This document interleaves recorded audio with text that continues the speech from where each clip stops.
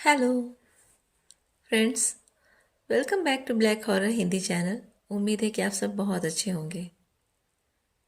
Valentine's day, इसके बारे में आप सभी जानते हैं और उसकी हिस्ट्री क्या है वो भी आप सभी जानते हैं।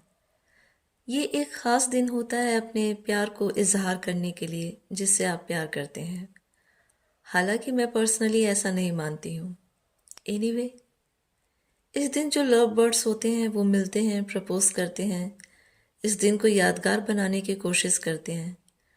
बट कभी कभी वैलेंटाइंस डे के दिन भी ऐसे खौफनाक हादसे हो जाते हैं जो कोई कभी याद नहीं करना चाहता है। आइए ऐसे ही कुछ लव स्टोरीज को सुनते हैं जिनके साथ वैलेंटाइंस डे के दिन खौफनाक हादसा हुआ है। ये स्टोरी मुझे मेरे चैनल के सब्सक्राइबर शगुन ने भेजा है। मेरा नाम विजय है और ये जो कहानी है वो मेरे दोस्त समीर की है। समीर दोस्ती के हिसाब से अच्छा लड़का था। समीर जो था वो रिच फैमिली से बिलोंग करता था। उसके फादर बड़े पॉलिटिशियन थे। वो सभी तरह की सिचुएशन में मेरे साथ खड़ा रहता था। समीर में बस एक बुराई थी जिसके चलते उसकी सारी अच्छाई दब जाती थी, और वो बुराई ये थी कि समीर बहुत ज़्यादा रिलेशनशिप में रहता था। और वो जो किसी के साथ भी रिलेशनशिप में रहता था वो उस लड़की के ज़रिए अपने शौक को पूरा करके उस लड़की को हर्ट करके छोड़ देता था, जिसके चलते वो लड़कियां डिप्रेशन में चली जाती थीं। मुझे समीर की ये आदत बिल्कुल पसंद नहीं थी, जिस वजह से उससे मैं लड़ाई होती रहती थी। एक बार वैलेंटाइंस डे के दिन उसने मुझे अपनी एक नई गर्लफ्रेंड से मिलवाया जिसका नाम सौम्या था। वो लड़की बहुत ज़्यादा डिसेंट थी। मुझे सौम्या से मिलने के बाद उसके लिए बहुत बुरा लगा, और मैं जानता था कि सौम्या आगे जाके समीर के जरिए दिए गए धोखे को बर्दाश्त नहीं कर पाएगी। मैं हमेशा सौम्या को समझाता था कि वो समीर से दूर रहे, वो गलत लड़का है। इस रिलेशनशिप की जगह वो अपनी लाइफ और करियर पे फोकस करे। मगर उसके अकल पे तो जैसे पत्थर ही पड़ गया था।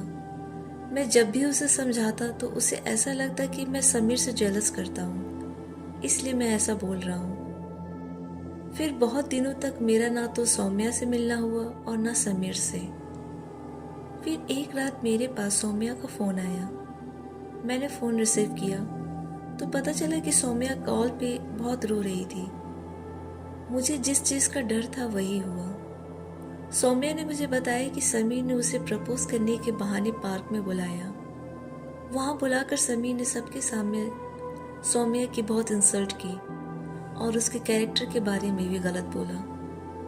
इतना सुनने के बाद भी मैंने सौम्या को बहुत समझाया कि अब रोने और टेंशन लेने से कोई फ़ायदा नहीं है, मैं कल आकर मिलता हूँ। अगले दिन सुबह 6 बजे मेरे पास पुलिस का कॉल आया। पुलिस ने मुझे तुरंत सौम्या के घर आने को बोला। मैं जल्दी से सौम्या के घर पहुंचा।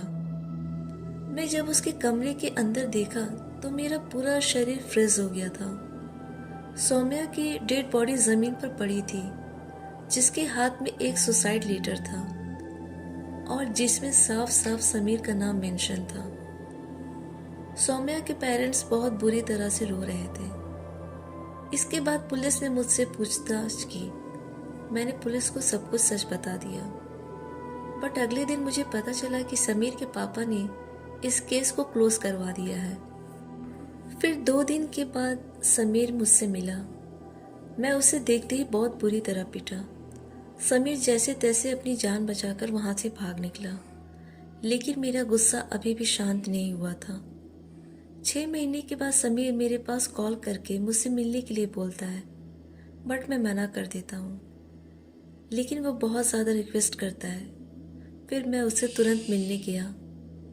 उसने मुझे बताया कि उसे सौम्या हर जगह नज़र आती है और वो बहुत भयानक दिखती है। ये सुनकर मैं समझ चुका था कि अब समीर को अपने किए की सज़ा मिलने वाली है। मैं 4 दिनों तक समीर के साथ रहा। मैंने नोटिस किया कि समीर हर वक्त डरा हुआ रहता है। कोई अगर उसे गलती से अकेला छोड़ देता है तो वो बहुत तेज चिल्लाने लगता है। एक दिन मैं अपने जॉब पर गया।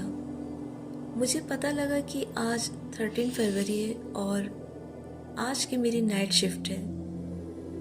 फिर रात के 11:15 बजे मेरे पास समीर का फ़ोन आया और वो बहुत डरा हुआ था और घबराया हुआ भी। वो मुझे बोल रहा था कि उसकी जान को खतरा है, सौम्या उसे मारने वाली है। मैं जल्दी से किसी और को अपनी जगह लगा करके समीर के पास गया। मुझे वहाँ पहुँचने में बहुत लेट हो गया था। मैंने वहाँ जाकर देखा तो समीर की डेड बॉडी बहुत बुरे हाल में पड़ी थी। उसकी पूरी बॉडी खून में सनी हुई थी। मैंने देखा कि उसकी बॉडी का ऐसा कोई हिस्सा नहीं था जहाँ कोई खरोच के निशान नहीं थे। थोड़ी देर के बाद वहाँ पुलिस आ गई। मैंने टाइम देखने के लिए मोबाइल निकाला तो पता चला कि रात के 1 बज रहे हैं और डेट 14 फरवरी है, यानी कि वैलेंटाइंस डे।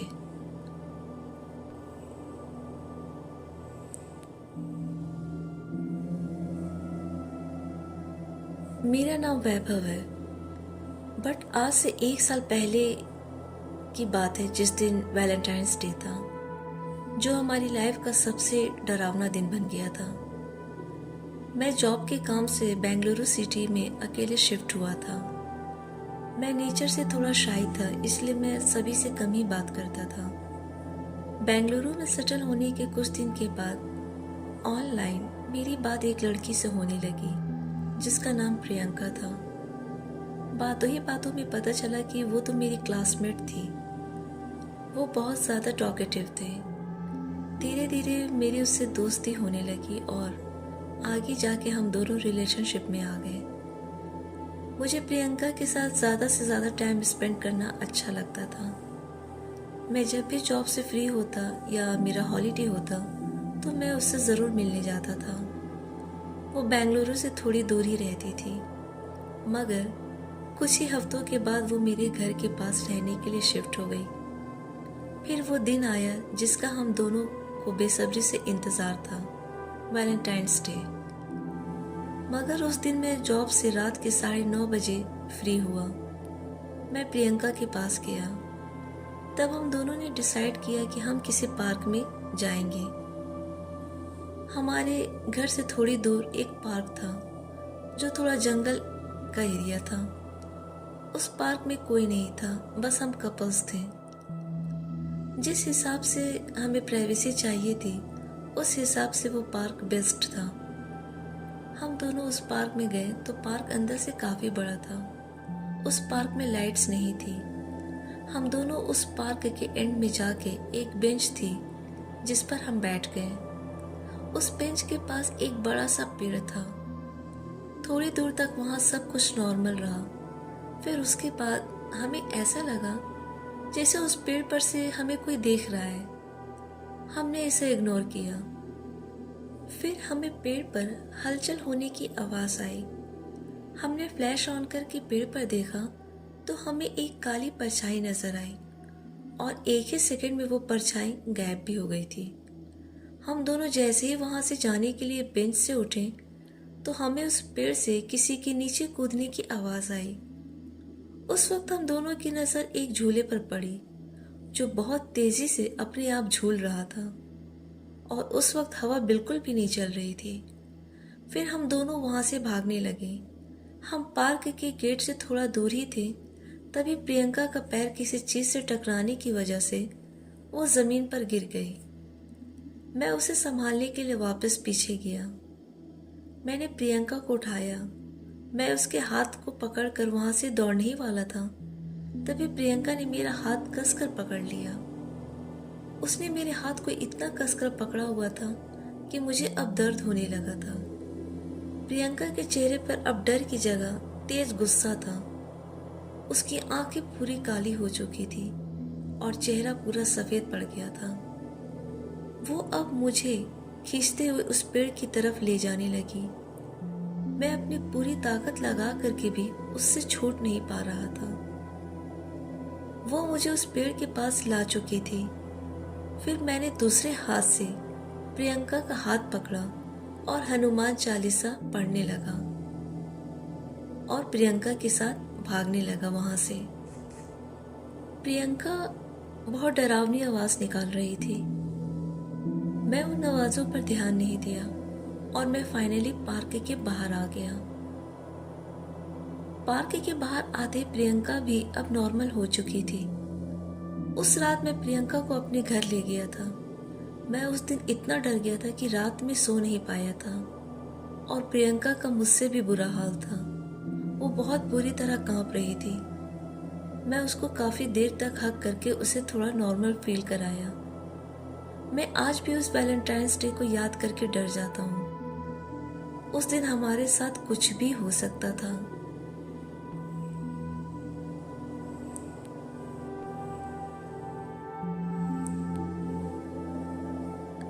हाय, मेरा नाम फिलिप है और मेरी वाइफ का नाम मार्था। हमारी शादी 2016 में हुई थी, जो अब 2 साल हो गए हैं। ये घटना मेरे साथ 2018 में इसी साल हुई थी।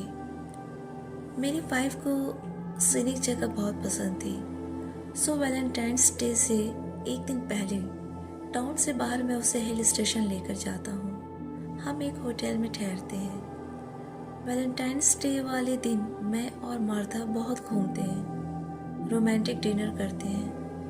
मैं मार्था को बहुत सारे गिफ्ट्स भी देता हूँ। डिनर के बाद फिर हम लोग लॉन्ग वॉक पे जाते हैं, एक दूसरे के साथ अच्छा टाइम स्पेंड करते हैं। रात के 1 बज चुके थे। हम दोनों होटल रूम में वापस आते हैं। मैं बहुत ज़्यादा टायर्ड हो गया था, बट मार्था मूवी देखने के लिए दूसरे रूम में बैठ गई और बोली कि कुछ देर के बाद मैं रूम में आकर सो जाऊंगी। मैं गुड नाइट बोलकर बेडरूम में सोने चला गया। कुछ देर के बाद मार्था मेरे बगल में आकर सो जाती है और अपने हाथ को मेरे शोल्डर पर रखती है और धीरे धीरे मुझे पीछे से पकड़ लेती है। मेरे फेस पे स्माइल आ जाती है और मैं नींद में ही मार्था से पूछता हूँ कि आज तुमने बहुत एंजॉय किया। उम्मीद है आज का वैलेंटाइन डे तुम्हें याद रहेगा। ये बोलकर मैं उठता हूँ और मार्था की तरफ बिना देखे बोलता हूँ कि मैं पानी लेकर आ रहा हूँ। मैं जैसे रूम से बाहर आता हूँ, मेरे तो जैसे रोंगटे खड़े हो जाते हैं। मैं देखता हूँ कि मार्था बहुत आराम से सोफे पे सो रही है। ये देखकर मेरी हालत बहुत ज़्यादा ख़राब हो गई थी कि अगर मार्था यहाँ सोफे पे सो रही है तो वहां बेडरूम में मेरे बगल में कौन सो रहा था और किसने मुझे पकड़ा था। मैं डरते हुए धीरे धीरे अपने कदम बेडरूम की तरफ बढ़ाता हूँ और तुरंत लाइट ऑन करता हूँ, बट वहां बेड पे कोई नहीं रहता है।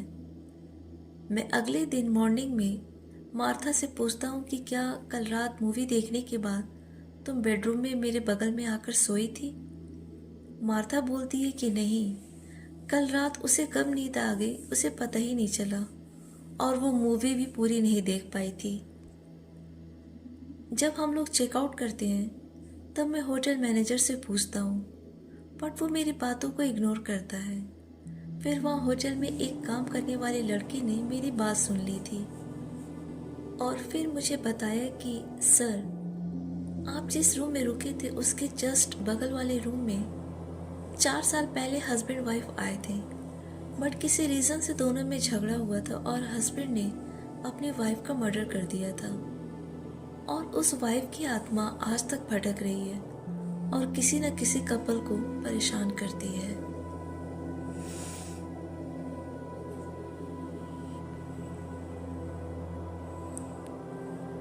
आइए अब लास्ट स्टोरी को सुनते हैं। 14 फ़रवरी को मेरी मॉम का फ्यूनरल था। मेरी मॉम की नेचुरल डेथ हुई थी। मैं और मेरी बड़ी सिस, हम दोनों ही बस अपनी मॉम के बच्चे थे। मेरी मॉम बिल्कुल पराई थी। आई मीन, जब वो जिंदा थी तो कभी हमें अच्छे से नहीं देखती थी। उनके साथ हमारे रिलेशनशिप अच्छे नहीं थे, हम क्लोज नहीं थे, इसलिए उनके जाने का कोई दुख नहीं था मुझे। बट सभी के सामने मैं मॉम के कॉफिन के पास बैठकर फेक रोने की एक्टिंग कर रही थी। मैं अपनी मॉम को देखती हूँ और एक गहरी सांस लेती हूँ कि बस अब लास्ट टाइम देख रही हूँ मॉम की बॉडी को। मैं बैठी थी अपने ख्यालों में, गुम थी। तभी मेरी तरफ कोई टिश्यू पेपर बढ़ाता है। मैं टिश्यू पेपर हाथ में लेती हूँ और ऊपर देखती हूँ कि एक बहुत हैंडसम लड़का खड़ा था। मैं आज से पहले ऐसे किसी हैंडसम लड़के को नहीं देखी थी। वो फ्यूनरल के कपड़ों में भी एक मॉडल जैसा लग रहा था, जो किसी मैगजीन के कवर पेज पे रहते हैं। वो मुझे अपने कंडोलेंस देता है। हम दोनों काफ़ी देर तक बैठकर बातें करते हैं। वो हर तरह से परफेक्ट था। मुझे रियलाइज़ होता है कि मैं अपनी मॉम की फ्यूनरल में हूँ और काफ़ी लेट भी हो गई हूँ। मैं उससे बोलती हूँ कि मैं रेस्ट रूम से होकर आती हूँ।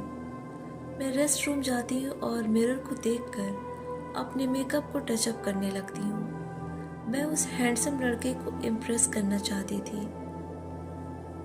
मैं टचअप करने के बाद जब रेस्ट रूम से बाहर आती हूँ तो देखती हूँ कि वहाँ वो हैंडसम लड़का नहीं था। वो लड़का जा चुका था। मुझे अफसोस होता है कि मैं उसका मोबाइल नंबर नहीं ले पाई। मैं उससे सोशल मीडिया पे बहुत सर्च करती हूँ, बट वो कहीं मिलता नहीं है। 2 दिन बाद मेरे एक रिलेटिव की डेथ हो जाती है। मैं फ्यूनरल में जाती हूँ। मुझे वो हैंडसम लड़का फिर देखता है। मैं उससे बात करने के लिए उसके पास जाती हूँ, बट वो तब तक मेरी नज़रों से ओझल हो जाता है। अब मैं बहुत ज़्यादा होपलेस हो गई थी। मैं उस हैंडसम लड़के से मिलने के लिए बहुत ज़्यादा परेशान हो गई थी। मैं तरह तरह के आइडिया सोचती थी उस हैंडसम लड़के से मिलने के लिए। फिर मुझे रियलाइज़ होता है कि वो लड़का बस फ्यूनरल में दिखता है। उसके बाद मैं कुछ फ्यूनरल्स में गई, लेकिन वो लड़का मुझे दिखा नहीं। अब मैं बहुत दुखी हो गई थी। मैं सोचने लगी कि अब उससे कैसे मिलूं। वो तो बस कुछ खास फ्यूनरल्स में आता है। फिर मेरे माइंड में एक आइडिया आता है जो कि बहुत सिंपल था। रात के 2 बजे मैं अपनी बड़ी बहन के रूम में जाती हूँ। मैं देखती हूँ कि वो बहुत आराम से सो रही है। मेरे मन में ये डिबेट चलने लगता है कि मेरे माइंड में जो आइडिया है क्या वो काम करेगा या नहीं। फिर मैं फाइनली डिसाइड करती हूँ कि मैं इस आइडिया को करके रहूँगी। नेक्स्ट मॉर्निंग घर में सिर्फ मैं थी जिसका हार्ट बीट चल रहा था। नेक्स्ट डे मेरी बड़ी बहन का फ्यूनरल रखा जाता है। मैं वहाँ कब्रिस्तान जाती हूँ। मेरे पास बहुत से लोग आकर कॉन्डोलेंस देते हैं, बट मुझे कोई फ़र्क नहीं पड़ रहा था। मैं बस लोगों के सामने रोने की एक्टिंग करती हूँ। सब मुझसे पूछते हैं कि ऐसे सडनली तुम्हारी बड़ी बहन की डेथ कैसे हो गई। मैं किसी को कोई रिप्लाई नहीं करती हूँ। मैं तो बस उस हैंडसम लड़के का वेट कर रही थी जिससे मिलने के लिए ये सब मैं की थी। तभी वो हैंडसम लड़का मेरे पास आता है। उसे देखकर मैं बहुत खुश हो जाती हूँ। मैं उससे बहुत बातें करती हूँ, उससे नंबर एक्सचेंज करती हूँ। घर पे आकर मैं उसे नंबर पे कॉल करती हूँ, बट वो नंबर लगता नहीं है। वो नंबर एग्जिस्ट ही नहीं करता है। कई दिन तक मैं उस नंबर पे कॉल करती रही, बट मुझे कोई रिस्पॉन्स नहीं मिलता है। इधर मुझे अब डेली मेरी बड़ी बहन की आत्मा मुझे नज़र आती है, जो मुझसे हमेशा पूछती है कि तुमने मुझे क्यों मारा। वो मेरे सपने में भी आती है, मुझे बहुत डराती है, परेशान करती है और बोलती है कि मैं भी तुम्हें ऐसे ही मार दूंगी। मेरी उस हैंडसम लड़के से भी बात नहीं हो पा रही है। मैं अब बहुत डर डर के रहती हूँ। मुझे रातों में नींद नहीं आती है। मुझे हमेशा डर रहता है कि मेरी बड़ी बहन मुझे किसी भी टाइम मार देगी।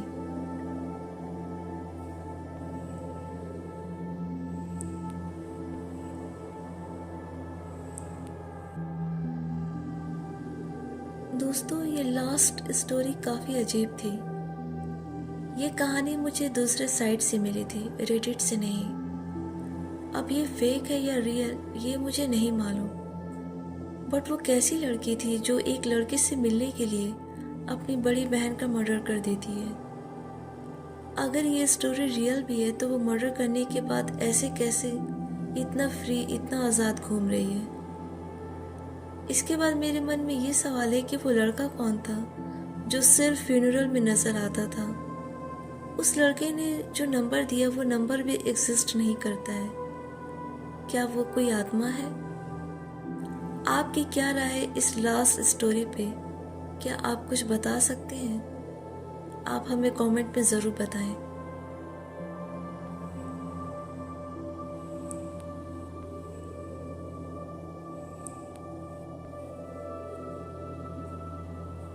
दोस्तों, आज की वीडियो और स्टोरीज आपको कैसी लगी हमें कमेंट में ज़रूर बताएं।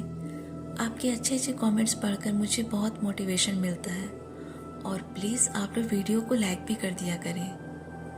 और आप लोग मेरे चैनल को अपने फ्रेंड्स और फैमिली के साथ ज़रूर शेयर करें ताकि इसकी रीच बढ़े। साथ ही आप चाहते हैं कि अगर आपकी स्टोरीज़ को मैं अपनी आवाज़ दूँ तो डिस्क्रिप्शन में दिए गए लिंक पर अपनी स्टोरीज़ को भेजें, हम उस पर वीडियो ज़रूर बनाएंगे। चैनल पे जो नए दोस्त हैं उनसे रिक्वेस्ट है कि चैनल को ज़रूर सब्सक्राइब करें, और जिन्होंने सब्सक्राइब किया है उनका बहुत बहुत शुक्रिया। दोस्तों, आप और किस किस टॉपिक्स पे वीडियो चाहते हैं हमें कमेंट में ज़रूर बताएं। Thanks for watching video. आज के लिए इतना ही, मिलती हूँ अगली वीडियो में। Till then bye and take care. I love you all.